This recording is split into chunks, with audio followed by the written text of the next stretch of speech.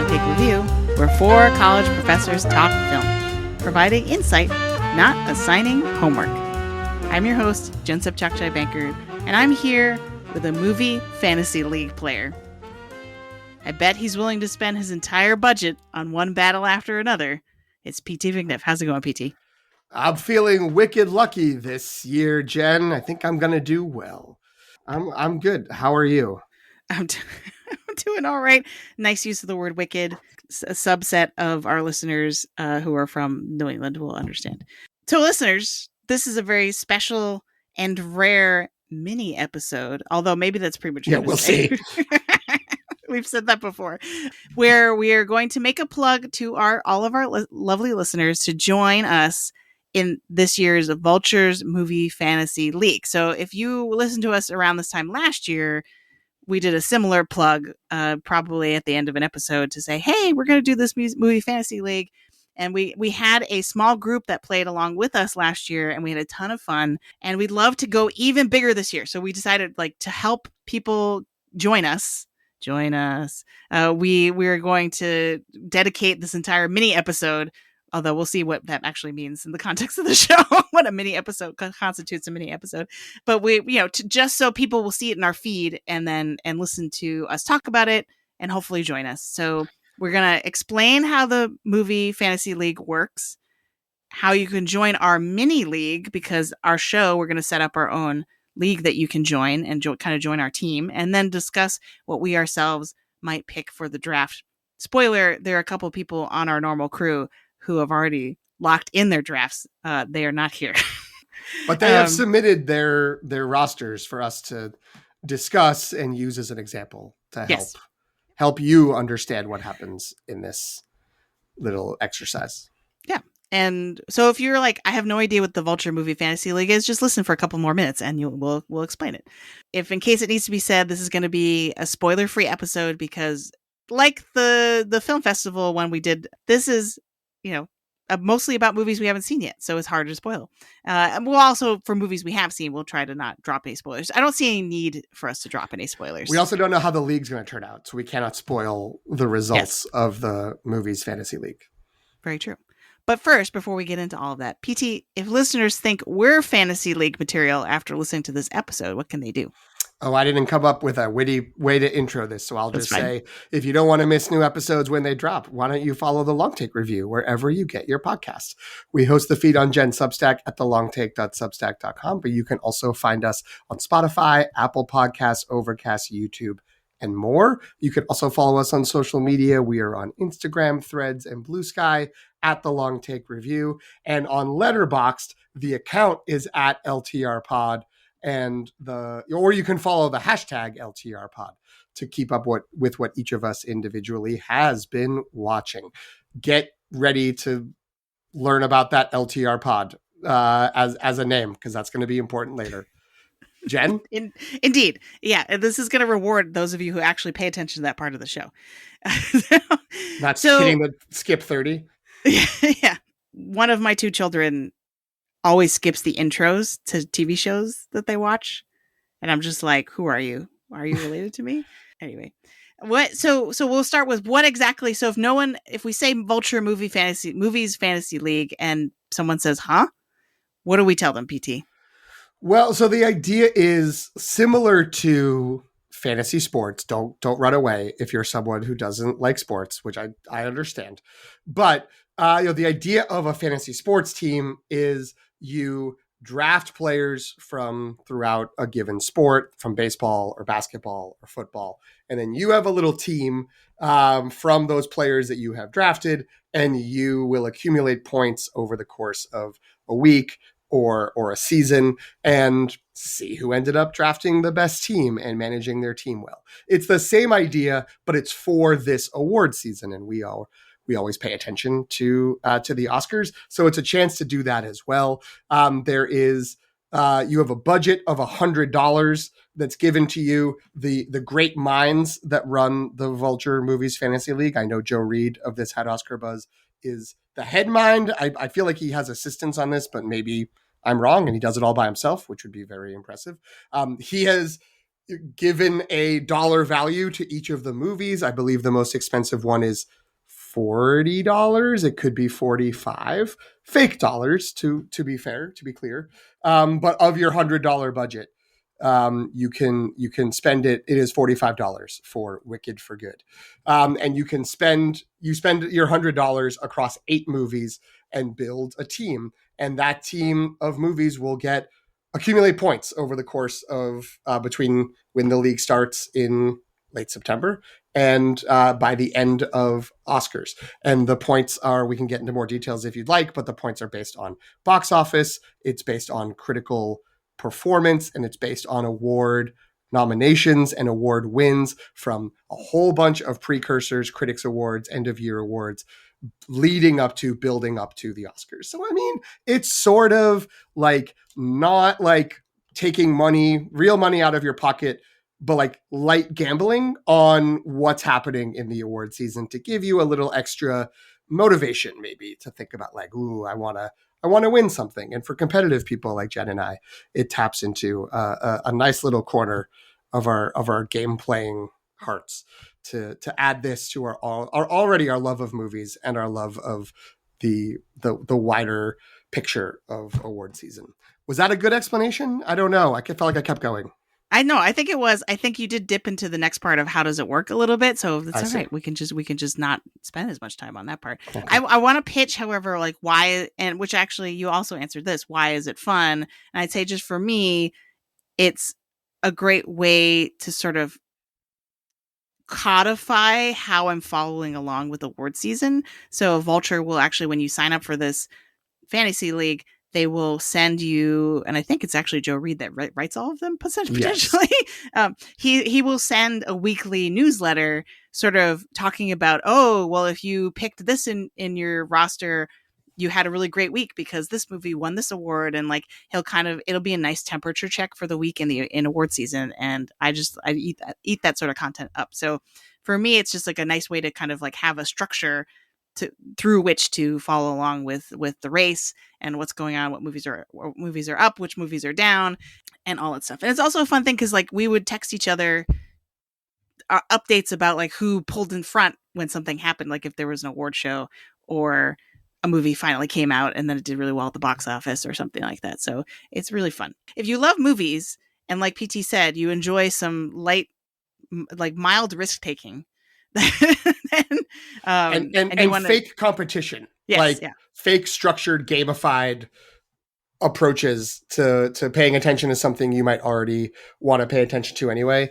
This is a very nice little distraction. It's something you can wait and get the email and then go log in and see, okay, they've updated it. Like, where am I and how have I added points to my team?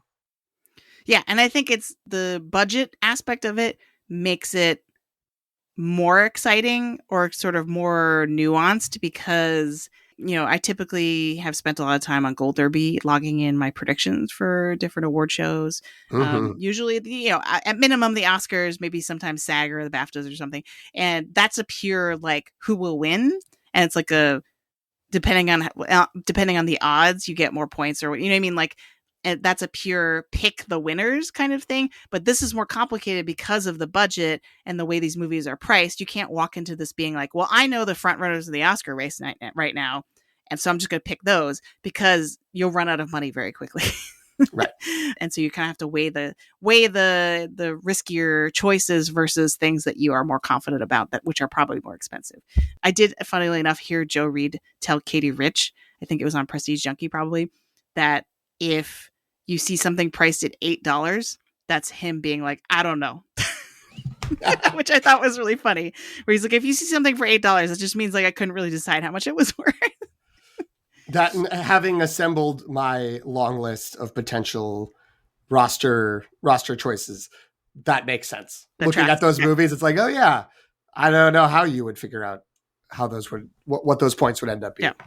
So it's exciting because you get to like pick the underdogs, kind of, if you want to go the low budget route, and then you can be a big winner and say I told you so to all your friends, including us. I will just note, not to get into the teams from last year because dear listeners, we spent a good 15 minutes beforehand trying to pull up our rosters and not figuring out a way to do that.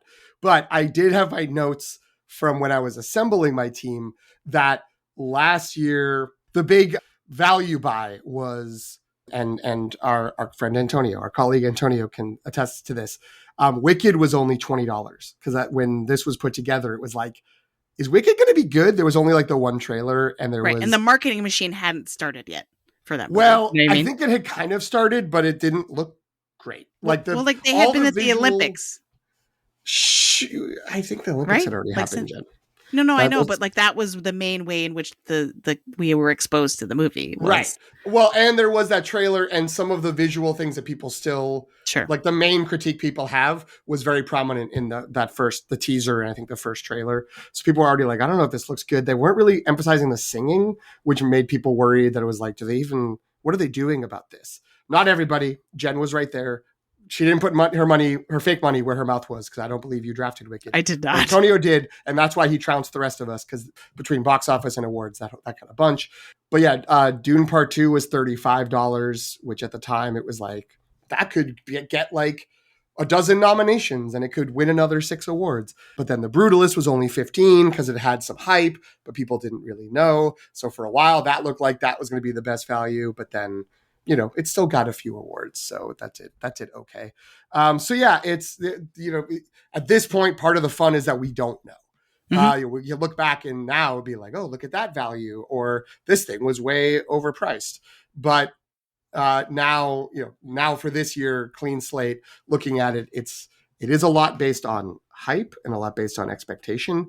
And you get to choose. Do you want to get a couple of heavily hyped movies and then fill in the rest with low cost long shots? Or do you want to try to get a bunch of, 8 movies that are all like $10 to $15 and evenly split as, what are ways that those can accumulate points for you? So there's as much or as little strategy, I guess, as you want to have on this. I think my strategy, from what I remember last year, was more go mid-budget. So I did have a bunch of big Oscar players that were sort of modestly priced at the time, like Anora and Conclave. Yes. And that paid off in big dividends. But then some of the lesser ones that I was sort of thinking, oh, this is going to be a big Oscar movie, ended up not panning out. I believe I had Seed of the Sacred Fig and The Piano Lesson. One of those at least got nominated. The Piano Lesson didn't get nominated for anything, right? I don't believe so. No, it's tough. But I was like, oh, like this type of movie has done well in the past, right? And so that was kind of my logic behind picking something like that. Like Fences really well. Yeah, there's also, like, I remember last year, the one thing I over relied on picking movies that already had a substantive critical response that was positive. And I was like, okay, well, the Metacritic metric that will lead to points at some point is already pretty good for this. It might shift when it goes to a wider release, etc. And that'll be good. And I also did not really think at all about box office. And I was like, who cares? The awards will be the big point getter. And that was okay. But also, if you can find, if you think there's a movie that might get pretty good box office and also get a lot of awards attention from different bodies, but especially the Academy, that, the Wicked showed the way of like, that would be great. Right. That worked out really well. It had both.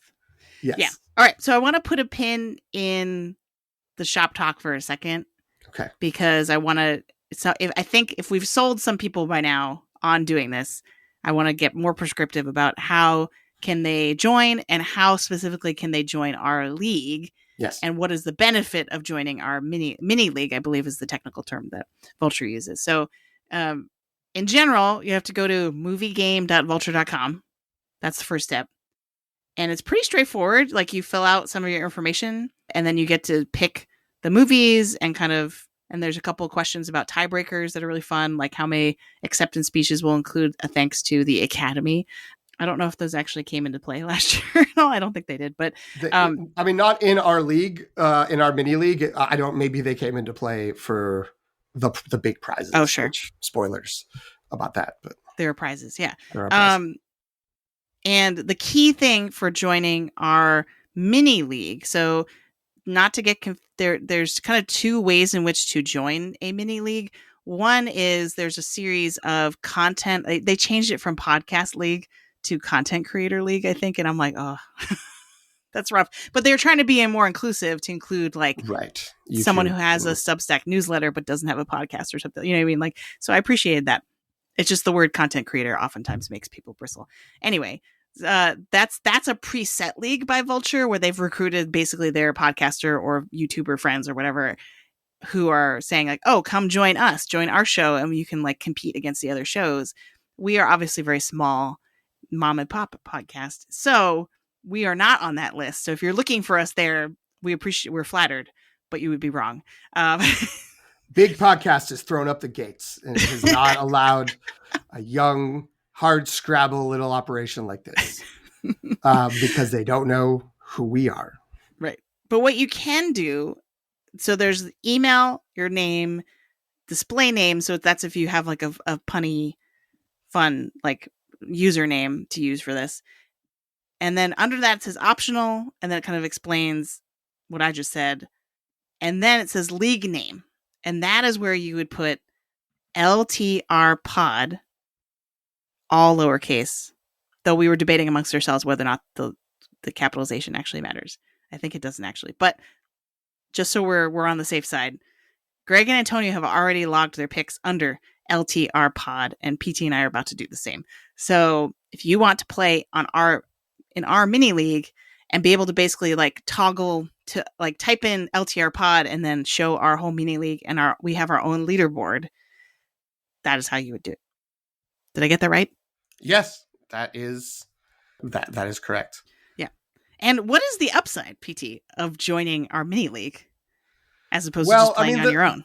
The main upside is that we can sort of be in competition against each other. There's a bunch of people do this. The full leaderboard gets it's even people who pay more attention than the average normie.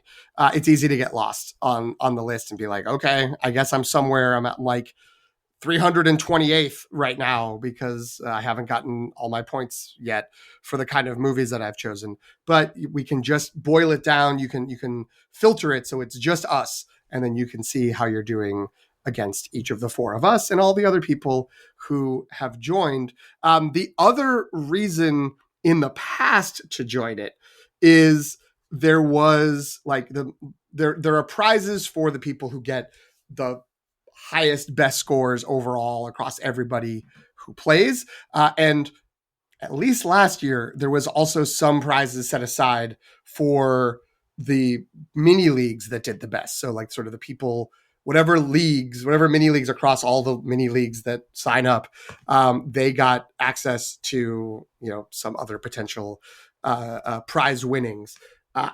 I actually looked and I didn't see any announcement of that. So I don't know if there is a material gain necessarily for there definitely was last year though joining our mini league, but they do say there's more information coming about on some aspects of it. So it might be they're working out details on that.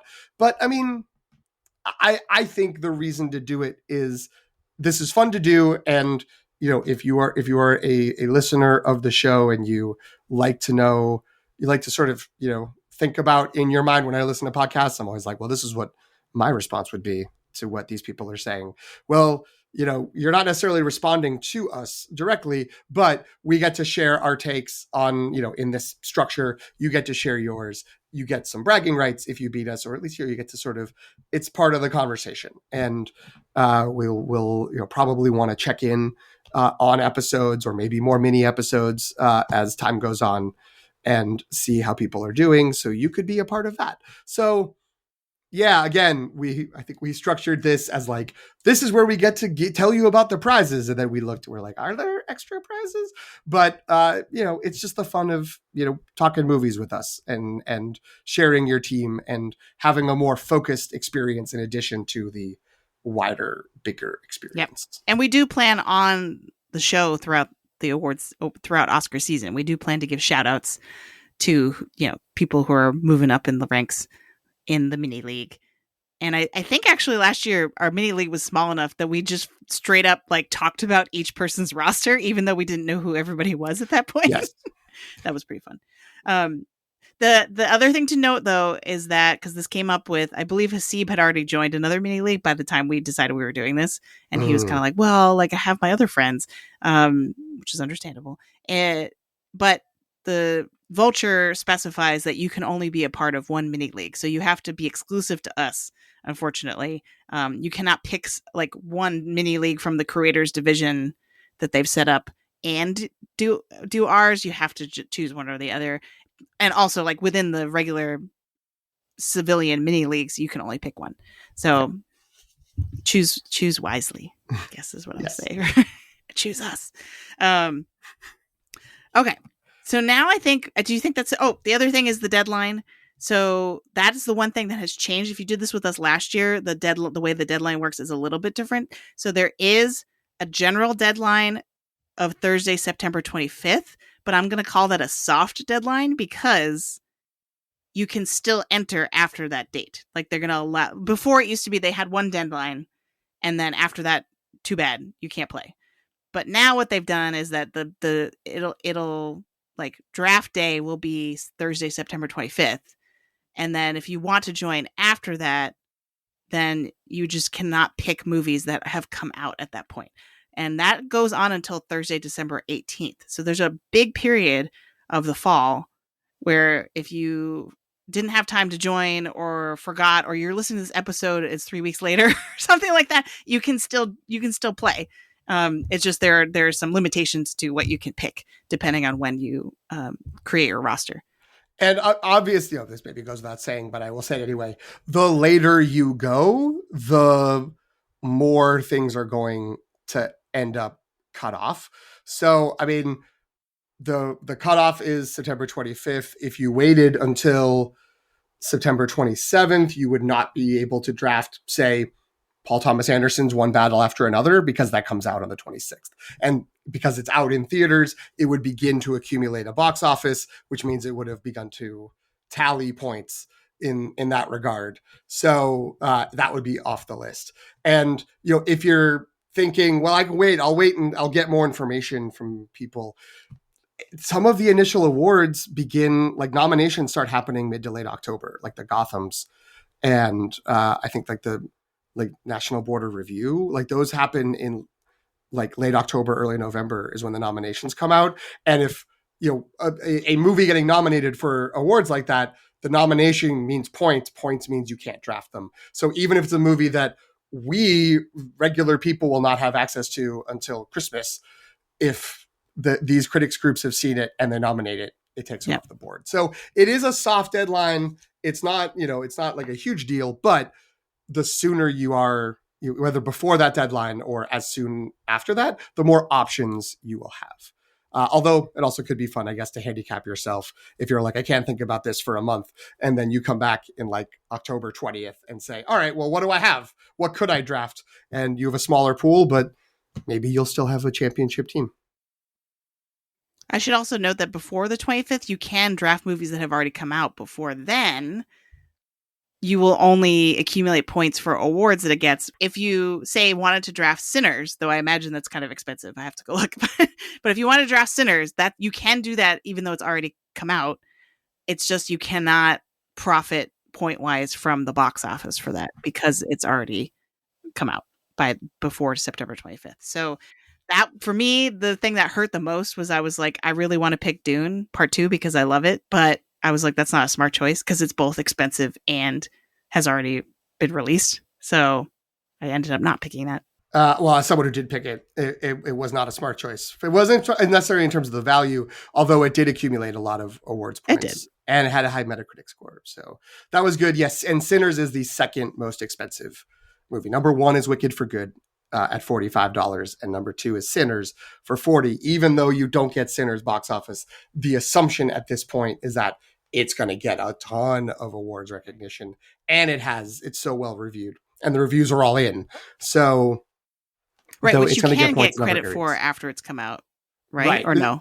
The way they did it last year, and again, I didn't see this specified this year, but I might have just missed it that it is in there, is there's a date in like January or February when they say, okay, that's the date we're going to award the Metacritic points. And they just say, so it's whatever Metacritic, it is. if you don't know, Metacritic is a website that sort of takes all the reviews and that's out there and somehow weighs a number out of it, like, which is maybe complicated and not ideal, but there's ranges of points that, if you have Metacritic score over 90 to 100, you get, I think it's 100 points. 80 to 90 is 50 points, and then it goes down from there. So yeah, that was part of the thinking from last year for Dune Part 2, and I think similar for Sinners is, that score is not really changing. There's not new reviews really coming out that would qualify for Metacritic, and there's all this awards attention. So yes, and when you go, and I believe we will have links in the show notes and on the Substack post that's associated with this on Jen's website, great website, thelongtake.substack.com.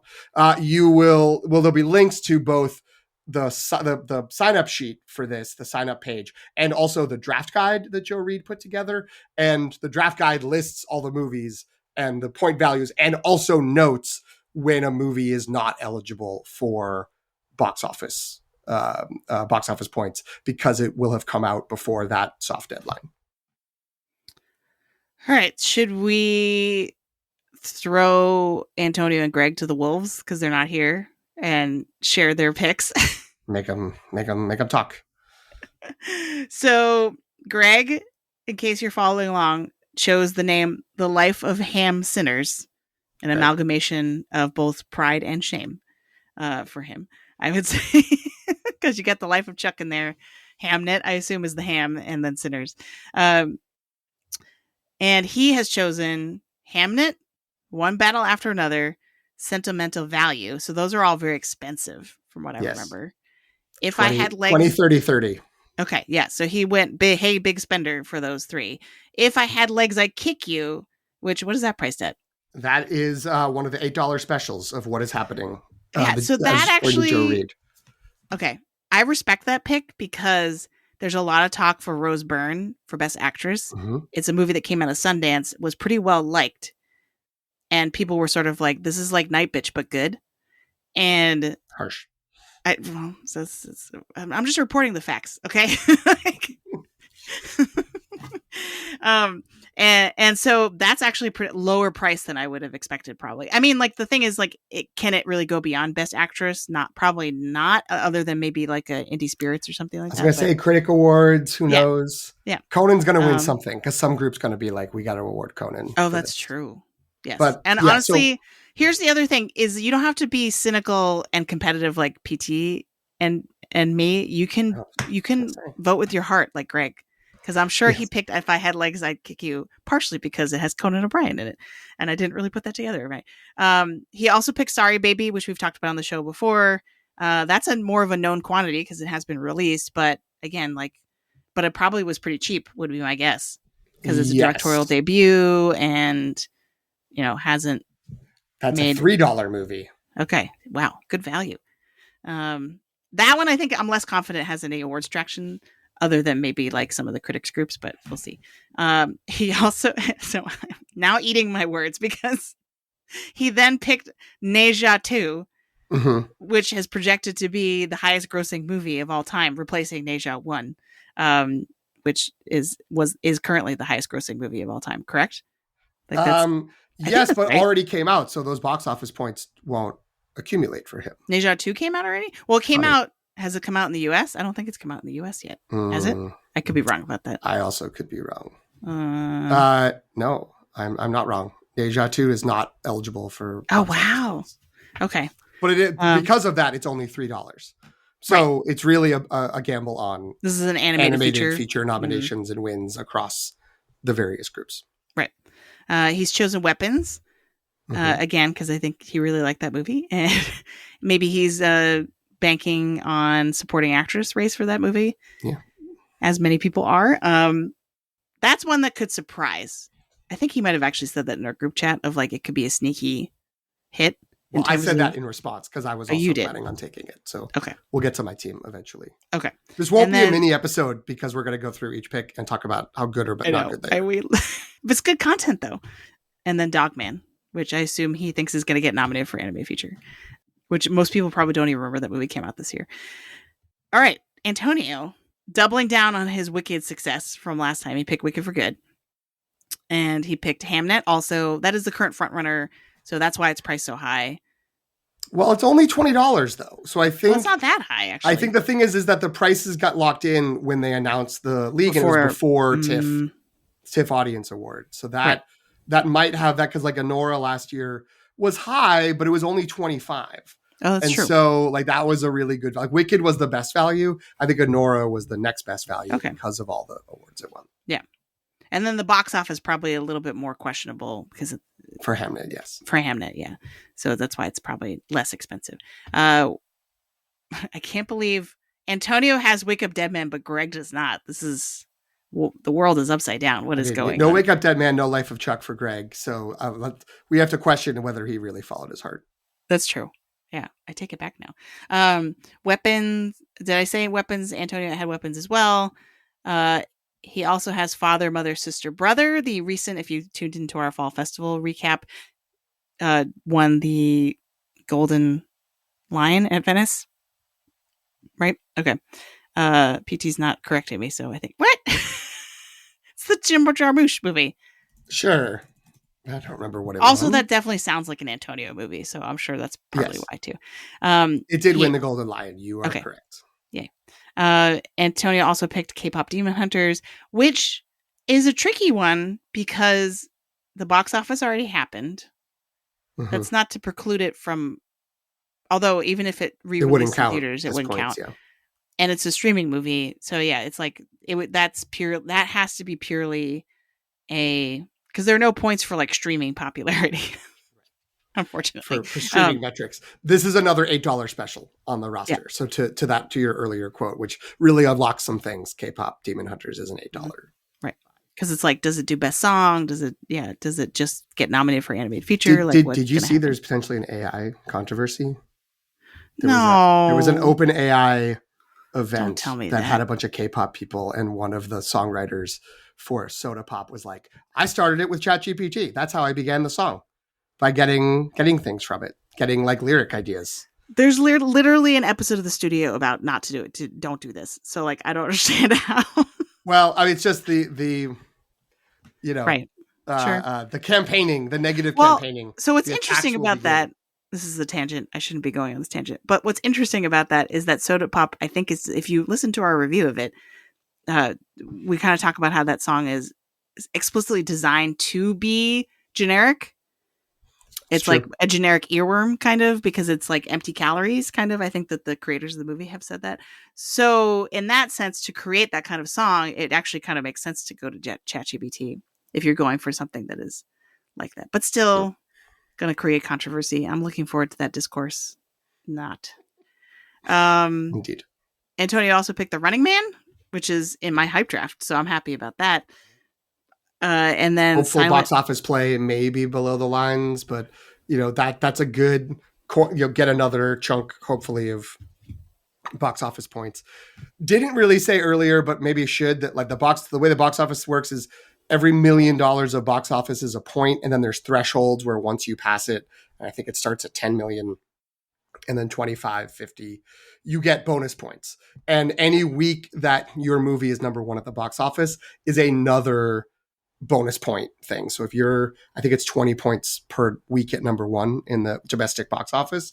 So if Running Man comes out and is number one for 2 weeks, that's 40 additional points, makes $100 million. You get 100 points plus all those thresholds. So yeah, if you get like a solid, even like, not out of control, like crazy, huge Oppenheimer level blockbuster, then you can get a bunch of points from, I think, a relatively cheap movie. I forget exactly what. Running Man's also an $8 vibe. So yeah, interesting pick. And then his last pick is Silent Night, Deadly Night. That is a reboot of the 80s horror movie that is coming out in Christmas. It is a $1 movie, and I know all of that because I researched it for my team, and I was like, this is like a good potential that it could take the number one at the box office for the 1 week before the biggest Christmas movies come out, and just slowly accumulate over the holiday season some box office cred there, or it could make like $10 and disappear immediately because nobody is interested. But for $1, and you got to fill that roster out with one more team, it almost made my list. So nice. I got it. Well, speaking of your list, what is your general strategy going into this? I know you haven't locked in your team, but you sound like further along in the process. I haven't locked in my team. I have it. I have a 8 written out. It adds up to $100. I haven't actually inputted it. Maybe I will give another look tomorrow just to have a fresh eye. But the big thing, the two things I didn't want to repeat from last year were, 1, ignoring box office completely, and 2, trying to spend when I'm getting down to those small dollar buys. Last year, I did I think a $3 buy on a movie called Daughters, which was a heartbreaking, devastating documentary that everyone was like, this is came out of Sundance last year, and they were like, well, this is a lock for a nomination. It could even win. But it was a Netflix movie, and there's always like, documentary is especially prickly about like, people intruding on their turf. So it didn't even get nominated. It didn't make it through that whole process. So yeah, I was like, I'm not going to mess with documentaries. I did have a couple on my long list, but I was like, no, I'm not going to do that. So besides that, I am going with basically my same approach otherwise as last year, which is similar to Greg, of like 3 big sort of money spenders and then a few smaller ones that I think are good value. So I have, as hinted and indicated in the intro, I am spending my $30 on One Battle After Another, a movie I'm very excited about, a movie I drafted in our hype draft, a movie that all of the critical chatter has only grown more positive. I need to de-hype myself. Yeah, it's getting out of this hand. Hype draft pick, because it's getting wild. But potentially I'm buying too high on this, and this is going to crash out. It's going to be a mistake because I might be either let down by the movie when I actually see it, or it's cresting too soon and everyone will have moved on later. So One Battle After Another, which I am hoping is a big awards play. I'm also hoping that despite this being something Paul Thomas Anderson never does, it is actually like a box office, like not powerhouse, but like performer. It's his highest budget movie by like multiple factors. So he spent a lot of money. It's got Leo. It has like because of the awards hype, because of the budget, it's getting a lot of advertising push. It's kind of like opening like without really any other big movies around. So I'm hoping it might also get me some box office points. Speaking of movies that might get box office points and also some awards recognition, always bet on Big Jim, Jen. I'm going with Avatar, Fire and Ash, another $30 movie. Finally, someone talking some sense. Yeah. And so I'm going with this on the hopes that the reaction is not going to be comparable to our most recent guest list participant, Ross Hollabin, who was like, what movies aren't good? Avatar. I don't care about them. The stories aren't great. And that instead people like the first 2 movies are just like, what movie I have to make sure I see in the theater on the biggest screen possible? The new Avatar. And it makes $1 billion or so and also gets all kinds of technical awards, especially for special effects, but also nominations for sound and other stuff. And maybe it's really good and it ends up competing even beyond that. So I am rolling the dice. I had kind of thought this was going to be up in the Wicked for Good price range. So when I saw that Wicked for Good was 45 and this was 30, I was like, I got to grab this. I got to go with Avatar, Fire and Ash. But that also means I've blown more than half my budget on 2 movies. And I'm being a long take review normie, and I'm also taking Hamnet at 20. So again, that's kind of the front runner right now. It's got all these precursors. It feels like a couple of the main acting performances are likely to get heavy pushes. Screenplay is probably going to get a push. It's Elizabethan, Shakespearean, costumes, production design, all that stuff below the line. Box office, I don't know, but like it's supposed to be really sad and kind of crushing. So I don't think it's going to get that Shakespeare in Love like verve at the box office. But $20, I'm there. I'm willing to spend it. So a lot of money for 3 movies, and then I'm filling in afterwards. I did already have it sort of in line, but I am following Antonio with K-pop Demon Hunters, despite having read the AI allegations. I think it can sustain and still accumulate some awards. I think a lot of local groups will give that some points as well along the way. Then for my $5 and under movies, No Other Choice, the Park Chan-wook movie. I was gonna say that's a steal. $5. $5. Yeah, but I mean, it's fair in that Park Chan-wook movies do not normally get a lot of awards attention, but we're kind of hitting a critical mass of like, there's been a bunch of Park Chan-wook movies people have loved and have not gotten proper awards recognition. Decision to Leave, The Handmaiden, over time. And so I think that, this could be a breakthrough, if nothing else, at least into international feature at the Oscars, plus critics awards along the way. Probably not going to blow up the box office, but, could have a little chugging along and get $20-30 million. That could be good. I'm also drafting the movie Dead Man's Wire, which I'm not going to lie, I hadn't really heard of. But I needed to start filling in $3 movies. This is a Gus Van Sant movie about a bank robbery that took place in the 70s, or I guess a kidnapping around a bank robbery. And it has Bill Skarsgård, Coleman Domingo, Cary Elwes, and Al Pacino. That sounds great. It does sound good, and the reviews where it has played at festivals are positive. There's no chatter about this otherwise. So I'm kind of like, if nothing else, this is a $3 movie that should get me some points from the Metacritic score, because the Metacritic score is like somewhere in the 80s. And, maybe when it comes out, it goes down. I don't know. But I don't know, kind of feels like something could happen. There could be some places where, it's a long shot, but I'm hoping it kind of, something could pop there. I will say my cheap movies last year, just looking at my roster, I did have Hard Truths at $8, which did not get us an Academy Award nomination. However, a lot of critics. Too bad there aren't points awarded for how much we like the movie. Because if only the letters were recognized right. in the points thing. How do we get that in the rubric? There would have been a boost. I do think last year maybe my best choice was $1 for Kneecap. That did get me. That was a solid return with the number of references I got. Anyway, Dead Man's Wire from Gus Van Sant is a $3 movie. My other $3 movie is also Weapons, because I think local critics groups are going to be giving that some support, especially if Sinners is kind of the big genre movie. Then there'll be some groups that are like, well, what else was a good genre movie? Like Weapons. I'm going to give that something in like sound or, something down below the lines. And I do think there's a supporting actress campaign for a performer I don't want to name, because maybe it's almost a spoiler to say she's even in the movie.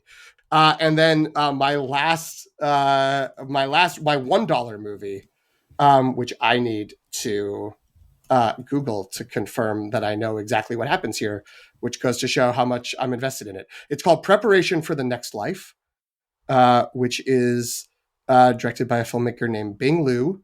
And it is, and I'm very much apologize for not pronouncing this correctly. Is it Uyghur, the minority group from China? A woman from that community who she faithfully encounters. I assume there's like this looks like a love story from what I've seen. Fred Heckinger of Gladiator 2 and Thelma fame, and he's a veteran, American soldier veteran, and so looks like, again, it's $1. I had to spend $1 somewhere, and I'm like, all right. This is like immigrant story, but also like an immigrant group that like, if things speech gets real chilled and people are like, we don't really want to like ruffle any feathers in the wider climate, people are getting silenced around things, you can be mad about like how China treats like subgroups within China, and then people come over there to escape that. I feel like the most like virulent anti-immigrant people are still kind of like, well, okay, like they're mostly Christians who are being treated badly, so let's let them, but they can come over. So I think that, you know, there's a chance that it will have a little bit of staying power there, and again, like the early chatter about it is positive. So there are positive reviews from where it has screened. I don't know. Yeah, it's a long shot, but that's my dollar gamble for this list. So that's what I got. Right. Those are Jen, solid what's picks. your list? So I have two follow-up comments to your Okay. list. One is the critics are not on your side with Avatar Fire and Ash. I've heard so many of them just to be totally dismissive and be like, well, like, I think people are over it. Or the Way of Water didn't come out that long ago, so people aren't going to be hungry for another before? Avatar movie. Where have I heard critics being dismissive of James Cameron? Like, when has that happened? Fool me once, shame on you know. Like, I'm like, I can't believe I'm hearing this, and there's a lot of people who are like, like I don't think this one's gonna hit in the way the ones in the past have, and I'm like, where is the data that you are using to back this up?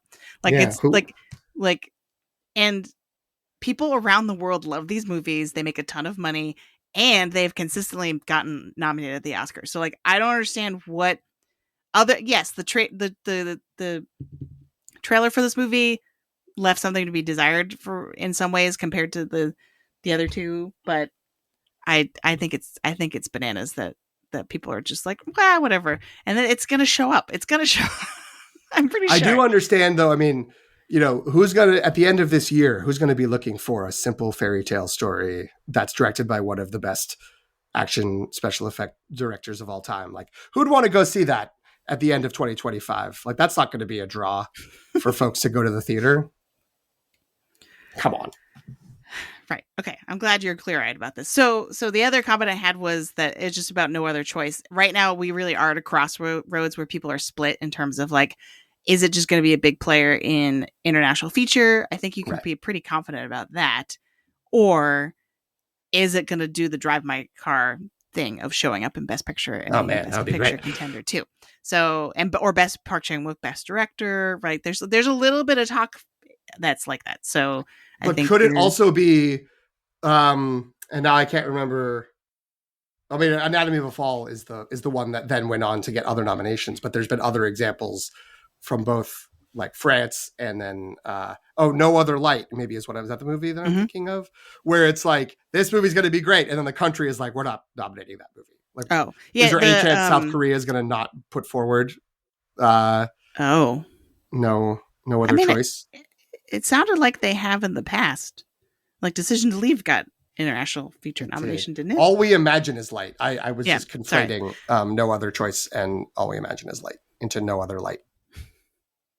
Right. That one didn't pan out, but I'm Still Here did. You know what I mean? So I think a big question of this award season is we now have more of a precedent for not one, but sometimes two international features crossing over into Best Picture. Which one of the movies kind of in contention right now could do that, right? And I think that's largely an unknown this early in the race. It does seem like at least Deadline is saying No Other Choice is the pick, but I don't know if that's like we're assuming that or if that's or if that's already official. been submitted. Yeah. I should probably have read the top of this article to see. So my thoughts after, and I didn't plan this out, though it might seem that way, that I'm waiting to hear everybody else's lists and then I'm going to pick my own. Well. I didn't plan that, honestly, but kind of mulling over what everyone is picking right now. I think that it would be silly not to pick Hamnet for that price. I think that it's strong enough, even if it kind of has early frontrunner curse and fades a little bit. I think it's still going to be getting a bunch of nominations. It's still going to be a strong contender, even if it's not like making it all the way to winning Best Picture. And also, who had the early frontrunner curse last year? It was Anora, and then ended up winning. That was similarly priced, as we've already said. So yeah, I think that it would be weird to not pick that at this point. The other higher priced ones, I think I can definitely see skipping. I think I'm still protecting my heart about Wicked. I'm not willing to spend that much money on a movie that, based on the second act of this Broadway musical, could very easily go south and everyone be like, huh? I don't want that to happen. I don't think that's going to happen, but I'm protecting myself against that possibility. Can't believe you're going to Life of Chuck, Wicked for Good. I oh, uncalled for. I will say that to me, actually, the sleeper best value on this list is actually this movie called Tuner. And this is one that hasn't really made it in the buzz conversation, but having listened to too many podcasts talking about fall film festivals, this is the low-key one that people at the tail end of their shows covering the fall film festival say, like, and there was this really great movie called Tuner. Like, no one's talking about this movie, but it's great. And so basically it's about a piano tuner. And apparently the sound in this movie is astounding. It's the same sound designer that did, am I going to get this wrong? Zone of Interest, I think. So that's my gift to everyone, is that if you're going to spend $1, and we'll see if PT does this because he can still do it. Good point. I think it's correct. And I could be conflating it with another movie. I do want to check this. So a bunch of the critics that went to Telluride were like, oh yeah. And then there was this really cool movie called Tuner. Oh, wait, Dustin Hoffman is in this. I think I did hear someone talking about this. Okay. Johnny Byrne? That sounds familiar. Right? That sounds like he was a guy. Yeah, Zone of Interest and Nope. And Under the Skin. Oh, wow. And Hamnet. Oh. All right. Well, so maybe this all gets overshadowed by this. But still, like, I think a lot of people, again, I didn't hear a single bad thing about this movie. And a lot of people were like, yeah, no one's talking about this movie, but it was great. So oftentimes that's what it takes to slowly bubble to the surface. And then 2 months from now, everyone's going to be like, well, Tuner is the front runner. But you know what I mean? Like, that's me taking a big bet. But I say for $1, why not? Sure. So that's my hot tip from having listened to too many podcasts. But other than that, I'm not sure. I'm just gonna have to go like ride the vibes when I'm making my picks.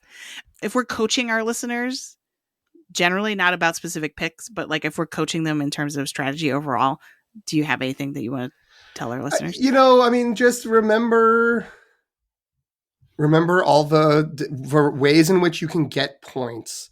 It does feel like, I mean, this is a awards season leaning contest. So, you can get a bunch of points from the box office, but if you have a movie, if you see a movie on the list and you are like, I think that movie is going to get, 7, 8, 9 or double digit nominations and is potentially going to have, 3+ wins, that's, you'll be thinking about like just the points. You get the most points for, Oscar nominations and Oscar wins.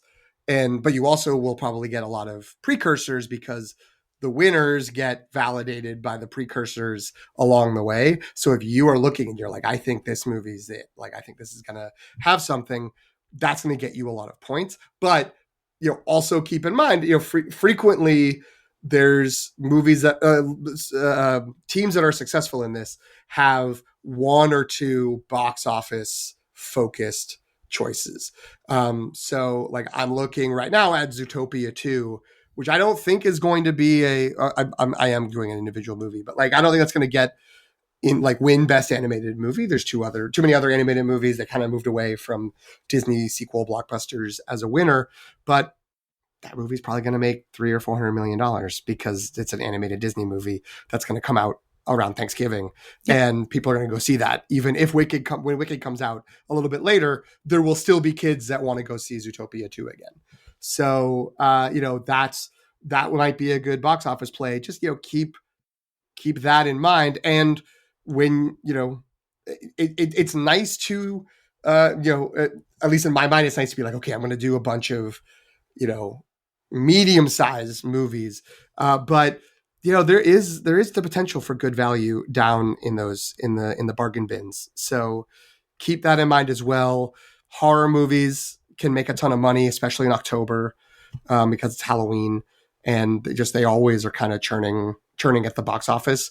So there's a whole section of unreleased horror movies that that's in the draft guide that I had it down on my list. I think all of them have the potential. Probably only one or two of them is going to be, anything like a breakout hit, sort of like, a long legs in terms of the dollar value.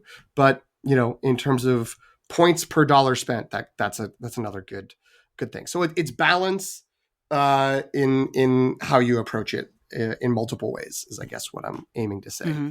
The other thing to keep in mind is don't pick a Netflix movie for the box office, because there won't be any, because they usually do a qualifying run for 2 weeks and then that's it.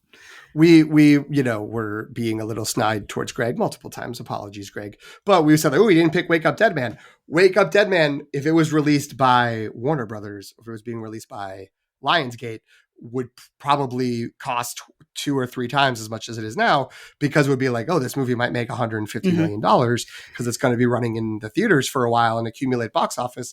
But it's only going to be out, like you said, I think 3 weeks maybe this time. Yeah, I was going to say it's a little longer than most Netflix movies gets, because I think they'll be able to. I think they're thinking it will be more successful than other ones commercially, but like it's still not very long. It's like a month at the most. I also wonder, did I already say this on mic? I'm also like, if things get like a little weird, especially at Netflix, if some of their bigger movies, as rumors have come out, are maybe not going to have as much of a chance, and they start to look to their second and third levels of what they thought that had chances for awards. Glenn Close is in Wake Up Dead Man, and Glenn Close still doesn't have an Oscar. Is there a shot that they start to be like, who's great? Wake Up Dead Man. You know who could get a supporting actress nomination? You know who's overdue for an Oscar? And they start trying to push that. I have no idea. Maybe her performance is as weird as that movie where she's the possessed grandmother in the house. I forget what that movie was called. Or it's like, she's in Hook as the pirate. Well, don't forget the wife. That's the but she got nominated for that. I was saying if it's a weird performance, that's where everything came crashing down, because everyone thought that was going to be the time she got her. Well, I was thinking more her Oscar. If in Wake Up Dead Man she has a performance that it's sort of like, this is just weird and she's just having fun, but it's not going to be. It can't possibly be nominated. If you were going to nominate someone for this movie, it couldn't be her. But I just just from the one glimpse of seeing her in the trailer, I was like, I don't know. I mean, Netflix gets nominations. It doesn't necessarily get wins, but if a lot of ifs. But anyway, that's what's exciting about this time, where we don't know anything, but feel like we can still talk about it. Indeed. But yes. And know what we're talking about. All that was a tangent to your initial point, which is good, which is, if you draft a movie that's already come out, like I have K-pop Demon Hunters, not going to get box office points for that. You draft a movie that's going to be released by Netflix, it's not going to make a lot of money in the theaters. Not only is it not in the theaters for very long, it's not in a lot of theaters because they keep it tight and because they want people to subscribe to Netflix. Yep. All right, PT. I'm so glad we're at an hour. We said this was going to be a mini episode. I think you thought that was like 10 or 15 minutes. I thought we would do 25. Oh, okay, sure. But still, this is at least twice that. Yeah, I didn't consider that once we started sharing teams, we would also start prognosticating. Right. Which was really fun. So, again, for listeners, as a reminder, you can join the Vulture Movies, plural, Fantasy League at moviegame.vulture.com. And then make sure when you sign up, under league name, you put ltrpod, all one word, all lowercase, just in case. And then you'll be able to play along with all of us. And I will also say, comment on the Substack or on our socials, or send a message to one of us, or email thelongtakereview@gmail.com. If your team name does not include your name, which doesn't have to, be fun with the names if you'd like. But we would like to know who's in the league and who's playing with us. So give us a heads up if you have some, elaborate pun based on Roofman that you want to lean on. We want to know who the Roofmen are in our league so we can include you in the conversation. And also, if you think our picks are trash, you should tell us that too. We want to know. If you think you should coach us and not the other way around, because that's entirely possible. That is how it should go. Please reach out to us. Tell us which movies you're picking in this, or give us advice about what we should pick. All right, PT, if folks are still with us, hopefully that means they're actually joining our mini league, Woohoo! or at the very least playing this Vulture draft. Where can folks find the show and find you?